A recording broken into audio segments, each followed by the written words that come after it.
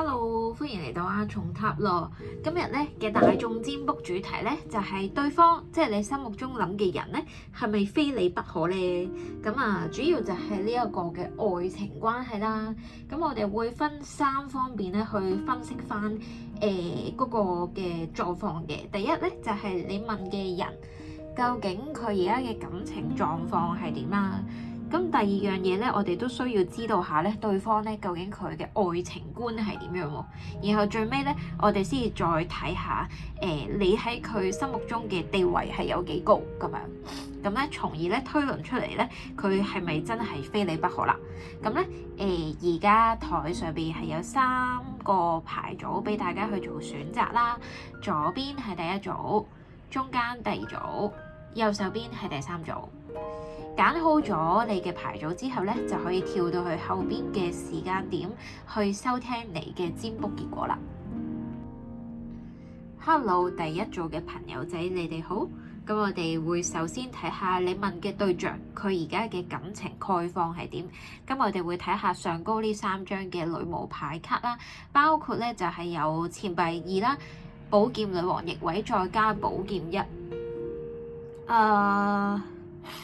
嗱，呢度我唔係好睇到，即係完全冇呢個聖杯元素啦。然後咧，再睇晒其他嘅牌卡咧，我自己會睇到呢一個人咧傾向應該係單身嘅。而且咧呢一個人咧 suppose 係一個叫做係比較理性啲嘅人，係啦，即係同埋咧，我覺得佢係俾我嘅感覺係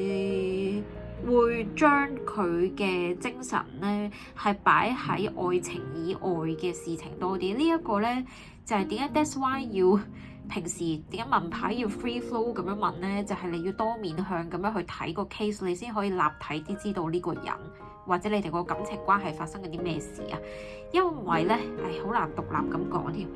因為咧我哋睇到呢一個佢嘅愛情觀就好強嘅。真係，我懷疑呢個人係經歷過啲唔知咩不愉快嘅戀愛嘅回憶 ，that's why 就抽到2張比較強啲嘅愛情觀嘅牌卡啦，包括就係呢一個錢幣5逆位，再加呢個寶劍3正位啦。咁所以佢係應該受過好嚴重嘅情傷啊！而且咧，我覺得咧佢咧好似已經係對愛情咧係絕望嘅絕緣體啊！係啊，完全係絕緣體，就算你有靜電都救唔翻佢咁樣嗰啲啦。咁點解會咁樣咧？因為我覺得其實佢唔係唔渴望愛情嘅，但係我覺得對比起渴望愛情同埋有一段愛情咧，佢會更加係驚咯，即係會驚就係即係可能一開頭大家相處得好好，但係唔知點解去到最尾咧就係分手收場咁樣，仲要分手得好 hurt 咁樣啦，又或者就係我覺得佢唔敢付出啊呢個人，咁一定係之前經歷過啲好受傷嘅嘢，先至會係咁噶啦。咁所以就係變咗咧，我睇到佢嘅感情概況同埋佢點樣將你哋嗰個，即係你喺佢心目中係乜嘢嘅地位咧，其實都好睇到就係佢好猶豫啊咁樣咯。所以我覺得呢個人咧就係佢大部分時間咧都係拎嚟照顧佢自己嘅生活層面嘅嘢嘅，即係例如你哋已經係工作緊嘅人啦，即係喺社會工作緊嘅人咧，咁我覺得佢咧就會 focus 係做佢嘅工作，係啦，發展佢嘅事業多啲嘅。咁但係如果你要佢花時間咧走過去處理感情嘅事咧，我覺得會係一啲突如其來嘅桃花，同埋如果真係出現咗嘅話，我覺得佢係冇 expect 會突然間有個人可以 click 一 click 佢咁樣嘅。咁可能呢一個人係你都唔定，因為畢竟咧就係問到就係你喺對方心目中嘅地位咧，其中一張牌卡咧就係呢一個嘅星星牌啦。咁我推論你問嘅對象咧，應該係一個事業有成嘅人嚟㗎啦，係啦。又或者就係因為即係你知道啊，有時有啲男神女神嗰啲人咧，多數都係酷酷地咁樣噶嘛。咁啊，有時啲態度越酷咧，就越反而係吸引到一啲嘅對象埋自己身邊啦。所以咧，我覺得咧，你問嘅對象咧，其實咧佢自己係絕緣體，但係唔代表佢身邊係冇桃花嘅。咁啊所以你問我嘅話咧，佢只會嘗試啦，有限度地係開個門啦，俾一個佢喜歡嘅對象，然後佢仲要喺屋入邊係偷望佢喜歡嘅對象咧。佢極其量只會做到咁嘅啫，係啦。你問嘅對象如果就咁睇牌嘅能量咧，就會傾向係咁嘅。咁但係點解會咁咧？呢度咧問到係你嗰個嘅喺佢心目中嘅地位咧，我就睇到有唔同嘅 situation 咧。可能你哋係曾經一齊過，不過而家係分手斷聯，唔知道要唔要復合。咁如果係呢一類型嘅 case 嘅話咧，我覺得對方咧都會係第一，佢仲係處於一個好傷心嘅狀態。第二樣嘢咧就係我諗佢會覺得你身邊你都會有其他選擇啊。然後咧，你哋兩個而家應該係好少聯絡，或者可能佢都係網絡上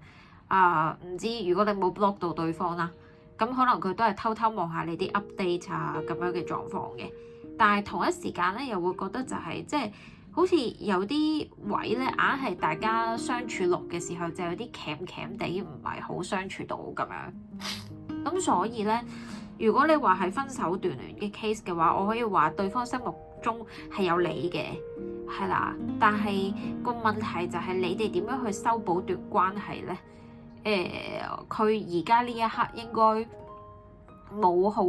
特別花時間去諗呢件事啊，因為我覺得佢個人都係啲好 cost effective 嗰啲人，即係好講我投入咗，跟住之後會唔會睇翻相應嘅嘢，會唔會有一個相應嘅回報係翻嚟嘅咧？咁如果冇嘅話，佢應該唔會特別花太多時間去處理嗰件事，或者佢衡量過就係即係佢即係佢預測嗰個結果都係未必係咁好噶啦，咁樣何必又再投資落去咧？咁佢如果係咁樣諗嘅話，過度理性咁樣去諗咧，咁就會避開你哋關係嘅 issue 咧，就唔去處理嘅，係啦。所以你見到呢度再一次有寶劍三，係直情嗰隻貓嘅蹤影都唔見咗咁樣咯。咁如果你講話即係點解你哋會走到咁嘅地步咧？我就咁睇牌估計就係你哋有一啲價值觀比較核心啲嘅價值觀咧，對方覺得同你唔係好一致啊，係啦，或者你哋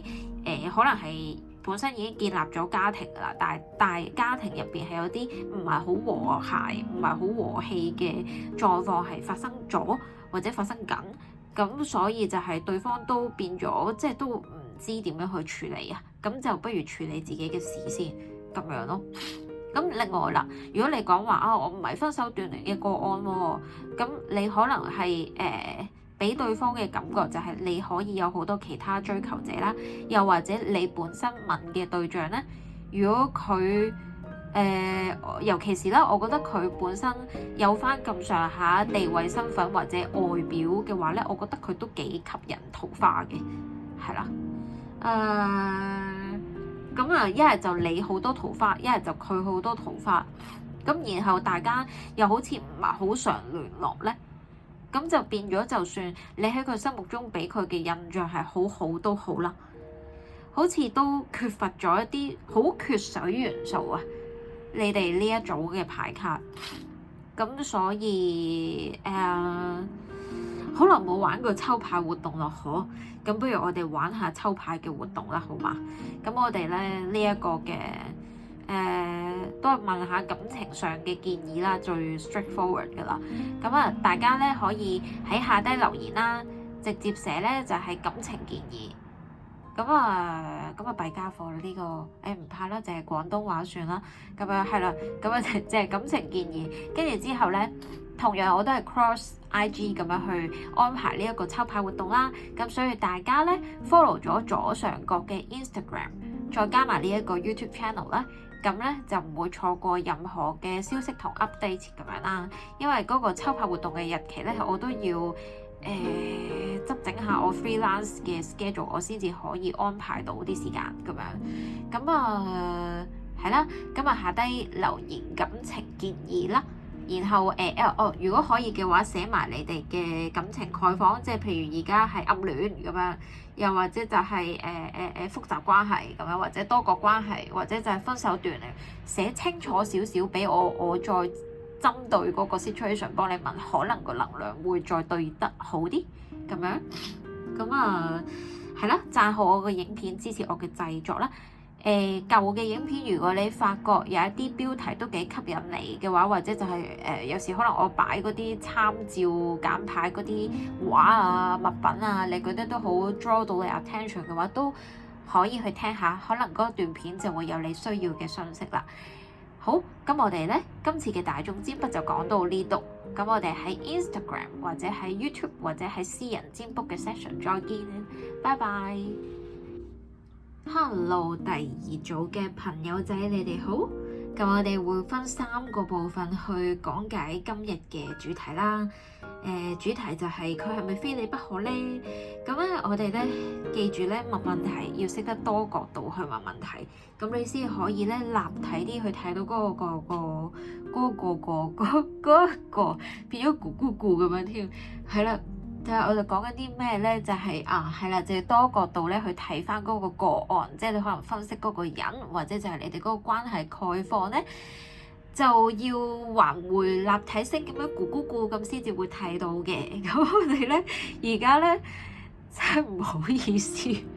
開咗一個好搞笑嘅頭，但係你哋嗰個 case 咧應該係稍為 serious 嘅。咁咧我哋而家睇下對方嘅感情概況，咁包括有戀人牌啦、權杖，sorry 又講錯添，呢個係錢幣，國王，再加呢個錢幣使者。咁另外咧就講下佢個愛情觀。哎呀，個愛情觀係曳少少噃，因為咧就有呢一個寶劍7，再加呢個寶劍5，所以呢個人咧，我覺得可能佢有時候有啲唔係好老實嘅位，可能你都未必會知道啊。又或者可能佢會走一啲陰暗啲嘅方式去處理感情事，都唔定嘅，即係佢會諗個人嘅益處會多啲嘅。我覺得你問嘅對象。咁佢實質係咪咁啊？你認識佢耐啲嘅話，你觀察完再下低留言話俾我聽啦。同埋今次係會有抽牌活動嘅，因為第一組嘅狀況，我覺得都可以玩下呢個活動。咁大家聽到最後邊就會知道點玩㗎啦。咁咧呢一個嘅概況，佢好多風元素嘅牌啦，然後尤其是如果你問嘅對象咧，佢係一個男士嘅話咧，我覺得佢都幾 stick to 自己嘅諗法嘅，係啦。咁即係簡單講咧，就係有佢講冇人講，佢就係道理。咁你哋尤其是如果佢係仲要係一啲經濟上能力上係比較強啲嘅人嘅話咧，咁佢會覺得自己更加有 say 嘅。咁另外一個嘅狀況就係有機會呢一個人已經係有家室啦。咁但係有家室，跟住之後先至遇上而家嘅你啦，會睇到係。咁 that's why 嗰個嘅錢幣使者呢度好得意嘅，佢好似擲銀仔去問究竟佢要行邊一條路啊。咁一係咧就係佢自己屋企，即係佢原本嗰段關係嗰條路；一係咧就係要去嗰座塔。即係去嗰座塔嘅話，我自己撈到個塔牌咧，就有機會咧有一啲爆破啲有啲大改變嘅嘢要發生咁樣嘅。咁睇下佢願唔願意去走向嗰條路咁樣啦。咁雖然你問我嘅話咧，戀人牌咧，我諗你同佢嘅相處係 OK 嘅，因為再加埋呢啲牌咧，我覺得呢個人咧，佢原本如果佢係喺複雜關係入邊啦，佢原本嘅另一半咧，應該係俾唔到一啲佢需要嘅 support 佢，又或者就係佢過往係有一啲嘅創傷咧，咁但係佢嘅另一半係唔係幫到佢好多不特止，仲要係即係淨係照鏡照到佢個傷口，咁但係又未有一個嘅好強嘅能力係可以幫佢去 recover 到啦。咁當然如果好客觀咁講，就應該係你問嘅對象咧，佢自己睇到佢自己內在嘅 issue，佢要自己負責任去幫自己去解決嗰件事嘅。咁但係咧，有時候人就係咁啊嘛，即係我哋人都係會有惰性啊，會有好多 excuse 啊，唔去處理自己嘅問題啊，就將個責任咧就推俾我哋嘅另一半或者我哋身邊比較 close 嘅人，就 expect 佢哋係會幫我哋去解決一啲嘅人生嘅問題咁樣啦。咁如果講緊你嘅對象係咁樣樣嘅話咧，咁你會係其中一個可以幫到佢嘅人咯。咁但係如果去到某個位咧，好似用完你去幫手啦，去到某個位又發覺卡住咗嘅話咧，唔誠實嘅人咧就係佢嘅品格嘅狀況，即係佢嘅品格容許佢做呢件事嘅時候咧，有得一次就真係會有第二次、第三次、第四次噶啦。咁樣咁所以咧，我覺得稍為你哋自己都留意下啦，即係你都要睇下你自己。容許你嘅另一半去到點樣樣嘅程度啦，即係戀愛係可以大過天嘅，但係就如果你天跌落嚟當被冚你都 OK 嘅話，咁我覺得就可以啦。但係如果你覺得唔 OK 嘅咁樣，即係好似而家香港十幾度咁樣啦，即係11、12度咁樣，咁係咪真係個天跌落嚟當被冚咧？定係你真係要一個暖氈咧？你就自己諗下自己可以承受到幾多啦。咁樣點解我會咁講咧？因為最尾嗰 part 我哋係問你喺對方心目中嘅地位有幾高啊嘛，係咪？咁我哋睇到愚者嘅牌卡啦，跟住之後又見到呢個嘅聖杯9啦，跟住之後咧有呢一個嘅倒吊人啦，再加一個太陽牌。嗱，雖然有3張都係大牌，咁大牌嘅能量係強啲啦。咁但係咧，所有嘅牌加埋咧，即係加晒呢度所有嘅牌咧，我會奉勸呢組嘅朋友仔，你自己都真係要小心啲去睇你嘅對象嘅。咁當然呢個又係你自己個人嘅選擇啦。因為我會講俾你聽嘅咧，就係因為你同而家呢個人咧相處咧，應該係 OK 嘅。即係畢竟你哋都有 The Lovers 嗰張牌嘅能量啦。咁然後我相信你哋嘅溝通係順暢，甚至係靈魂上、肉體上都十分之係可以滿足到對方嘅。咁啊，再加埋呢一張咧，聖杯9就係哇，食得好和味咁樣嘅感覺啦，即係身心靈3方面都十分之滿足咯喎。咁人喺滿足嘅狀況咧，就冇咁會想要求進步嘅。所以如果講緊咧，你係後期加入關係嘅人，而對方係同上一段關係咧係冇做一個好完整嘅切割咧，咁你又再加入佢哋個關係咧，咁就會變咗成件事就會係複雜嘅關係啦。咁啊點解會咁講咧？因為就係而家你哋好 good 啊嘛個狀況，但係對方又諗自己多啲喎，咁所以咧佢就會就係覺得而家都好舒服啊咁樣，天氣咁凍，我哋喺屋入邊就乾柴烈火一下啦咁樣，唔好意思真係撈到呢啲18禁嘅情節突然間OK 我翻嚟先，咁咧就係因為室內好溫暖啊嘛，咁啊唔好走咯，係咪？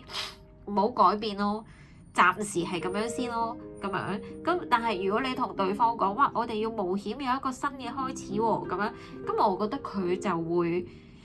拖一拖啦，即係可能就即係我哋嘆多陣火爐先啦，咁樣咁咯。所以如果我覺得呢個係 depends on 你對對方嘅期望去到邊啦，即係你對你哋嗰個關係嘅期望就係我要佢專一咁樣同我係步入一個穩定嘅關係入邊。咁暫時就睇到呢啲牌就 sorry 啦，即係就唔係嗰回事嚟嘅。但係你問我話即係我哋都係享受每一個當下咁樣。我哋而家呢個 moment 好滿足就已經好 good 噶啦，咁樣咁就冇事嘅。即係咁呢度出嘅牌 so far so good 咁樣嘅。因為咧呢張太陽牌咧俾我嘅感覺就係冇即係太陽牌 suppose 係一張好輕鬆愉快相處得好好嘅牌咁樣，我覺得表面上係嘅，但係如果你要諗好長遠未來嘅嘢，再配搭其他牌嘅時候咧，我會講就係呢一個人冇諗得好長遠咯。係啊，咁都係嗰句啦，就係你甘心樂意喺呢段關係入邊啦。定係其實你追求緊啲乜嘢咯？個重點係啊，所以都真係幾啱搞呢個抽牌嘅活動嘅。好啦，咁啊抽牌嘅活動，新嘅朋友、舊嘅朋友都可以聽一聽啦。咁咧就係會YouTube 啦，呢一段嘅影片下低留言啦，留言寫啲乜咧？就係寫住感情建議。咁啊請大家都講埋你嘅感情概況俾我聽啦。例如就係你係暗戀對方啊，定係你同對方喺多角關係入邊啦，定係就係穩定關係咁樣。或者分手斷聯咁啊，多數都係呢啲 case 㗎。咁啊係啦，講咗俾我聽啦。咁然後咧，阿松咧就會喺 Instagram 嗰度咧揾一日，跟住之後咧就會即場幫大家 live 咁樣去抽牌咁樣嘅。咁到時咧我就會讀翻你喺 YouTube 留言嘅 account 名啦，然後就幫你問你嘅感情嘅建議咁樣嘅。係啦，咁啊因為阿松係 freelance 啦，我啲 schedule 都有點而定唔到，即係唔可以太遙遠咁樣定啦，即係都係比較改嚟改去咁樣。咁所以咧，如果你想拎到第一手嘅消息嘅話咧，最穩陣咧就係 follow 埋我嘅 Instagram 嘅 account，which is 咧就係左上角嘅 tarot.mochibar.hk 啦。咁咧就唔會 miss 任何嘅 information 啦。咁個影片咧，我會擺喺 Instagram 嗰度咧1個月嘅時間嘅。咁啊1個月嘅時間內咧，你中意幾時聽就幾時聽。咁啊同一個節目咧，即係抽牌活動咧，會有唔同嘅人參加啦。咁相信大家一齊參加得嗰個活動咧，個能量都可能會互相有對應到嘅。咁如果你聽到其他朋友仔嘅角色，即係佢嘅信息，其實某程度上可能都係話緊啲 message 俾你聽，咁你都可以留意下咁樣啦。咁啊大概就係咁啦。咁啊祝福第二組嘅朋友仔。咁我哋喺抽牌活動啦，即係喺 Instagram 嗰邊啦，或者喺YouTube 或者喺私人占卜嘅狀況再見啦。係記得讚好我嘅影片，支持我嘅製作啦。拜拜。Hello， 第三組嘅朋友仔，你哋好。哇，你哋好多國王同女王嘅牌啊！女王咧咁啱都係錢幣女王。咁啊，我哋會分3個方面去分析你而家嘅感情狀況啦。第一，我哋會睇下你嘅對象究竟佢而家嘅感情概況係點樣啦，跟住之後問埋對方嘅愛情觀係點啦，咁最尾咧先至再睇下你喺佢心目中嘅地位係點樣嘅。咁啊，點解要咁樣去問咧？因為我哋要立體啲去睇個 case 啊，咁所以就要用唔同嘅方式去追同一個問題咁樣，咁就會睇得更加清晰啦。咁呢一個嘅影片咧係會有抽牌活動嘅，咁大家聽到最後就會知道點樣玩噶啦。係啦，要留言講啲乜嘢咁樣，咁去到後邊阿松就會講嘅。等我飲啖水先。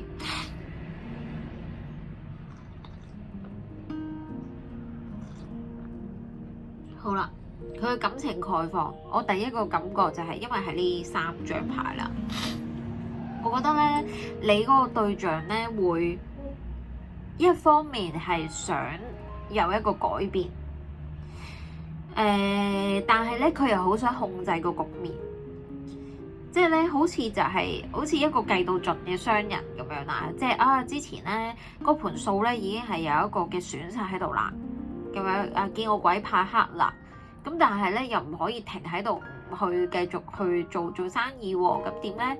咁咧佢就要喺一個叫做係好可以穩陣地係再揾翻本，甚或就係即係最 minimum 就係 balance 到條數嘅方式咧，走去經營一段關係嘅話咧，咁佢就可以再去 take 一個新嘅 action 啦，咁樣。咁所以咧，有可能呢一個人係喺一個分手斷聯嘅狀況，或者就係嗰個關係咧本身大家冷戰緊，咁跟住之後咧，如果要再重新開始段關係嘅話咧，咁就要稍為再諗下點樣去處理咁樣嘅局面。咁啊，你問我嘅愛情觀啊，呢個人啊真係好中意去控制個大局啊，即係如果啲嘢咧佢覺得冇把握咧，佢係唔會打嗰場仗噶。同埋我覺得佢係想要一個穩定嘅關係嘅。咁極少部分嘅你哋係已經本身已經係成家立室咗啦，你問嘅對象係啦，但我覺得相對係少啲嘅，係啦。即係調翻轉係嗰啲想走長遠關係，但係又唔知道，可能唔知道你有冇意思啊？又或者就係佢可能都仲有其他對象，跟住之後佢又唔知點樣揀啊咁樣。即係總之，如果任何一個 potential 嘅對象咧，如果俾你而家問嗰個人咧係有一種唔安全嘅感覺咧，咁我覺得佢就唔會揀嗰個對象噶啦。咁個原因咧，可能就係之前佢都之前都可能有一啲麻麻地嘅經歷啊，或者可能聽埋咧好多啲負面啲嘅愛情故事咧，佢就會覺得即係一拍拖就有機會係咁噶啦，係啦，同埋有機會同佢成長嘅 background 係有關係嘅。呢個人咧會相對怕呢咩咧？就係佢付出咗，但係冇回報，咁點算咧？咁樣，咁所以佢唔會冒險嘅。好啦，咁我哋睇下啦。愛情觀嘅就係佢好中意控制啲感情上嘅大大小小嘅嘢，我覺得佢都會控制同埋想要去掌控啦。同埋會有少少就係覺得，我都係關心你啫咁樣呢種嘅説話，可能你都會聽佢有講過咁樣嘅。咁你喺佢心目中嘅地位，我哋見到呢度玩蛇蛇呢個係。權杖1啦，跟住之後呢個寶劍7啦，再加世界牌，再加最尾呢張咧係錢幣女王逆位。你喺佢心目中嘅地位啊？我覺得你對佢嚟講咧係一個，即係我當啦，如果佢有好多選擇嘅時候，你應該係最高分嗰個嘅選擇嚟嘅。係啦，咁但係咧，我覺得呢個人咧又會覺得，如果走去親近你嘅話咧，佢冇把握自己會唔會受傷啊？又或者佢都唔知道你係咪真係佢所睇嘅咁好嘅咧？咁所以又係去返一個嘅局面咧，就係如果咧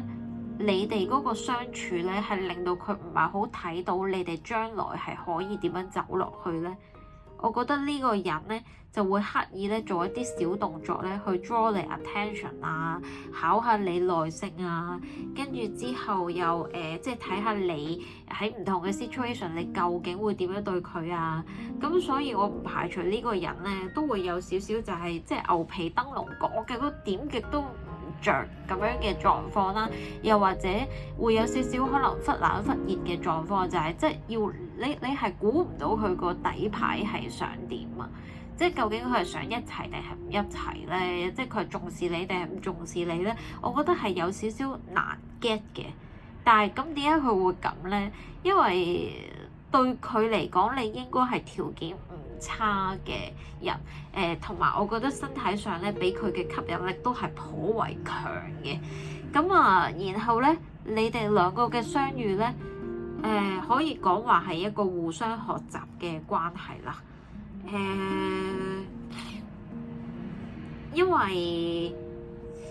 我自己會呢度牌咧就唔係直接睇到嘅，但係我嘅直覺係會覺得你咧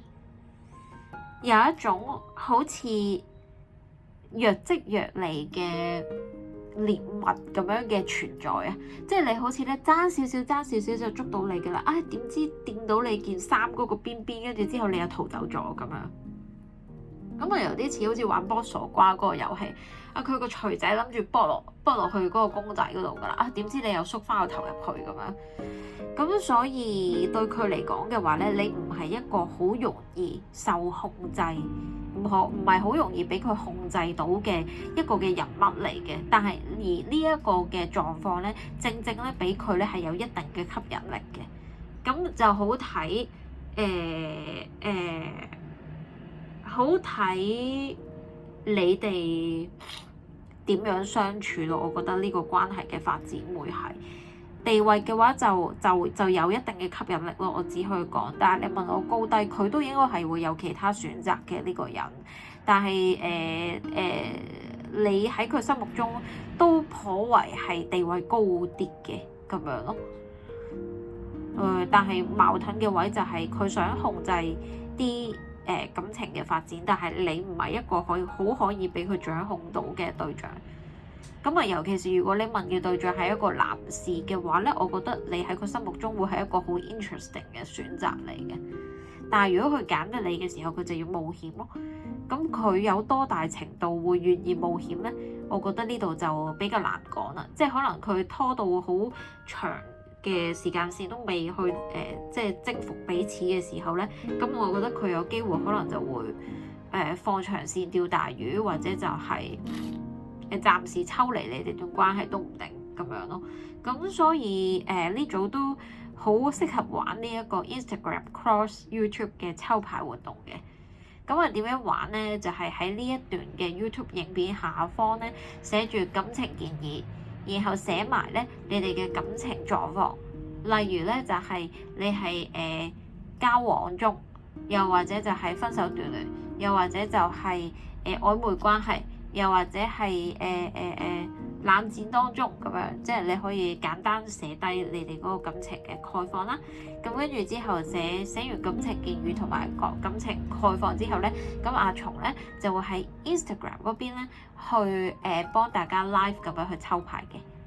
係啦。咁喺 live 嘅時候，我就會有一張 checklist 啦，抄晒你哋 YouTube 嘅用家嘅名啦。咁然後咧就會逐一咧幫大家去抽牌，問下個感情建議嘅。咁如果你有時間嘅話，可以聽埋其他朋友仔嘅占卜結果啦。因為如果大家喺同一個時段咧 pop up 嘅話咧，都相信係有一定嘅緣分喺度噶啦。咁啊，話唔定就係你嘅信息或者對方嘅信息對自己都會有幫助咁樣，咁可以再多聽無妨咁樣咯。係啦，最後就記得 subscribe 呢一個嘅 YouTube channel 啦，跟住讚好我嘅 IG 啦，跟住之後咧就下低留言玩抽牌活動啦，咁然後最尾就係讚好我嘅影片，支持我嘅製作啦。咁我哋下次大眾占卜影片或者私人占卜嘅 session， 或者就係喺抽牌活動嗰度再見啦，拜拜。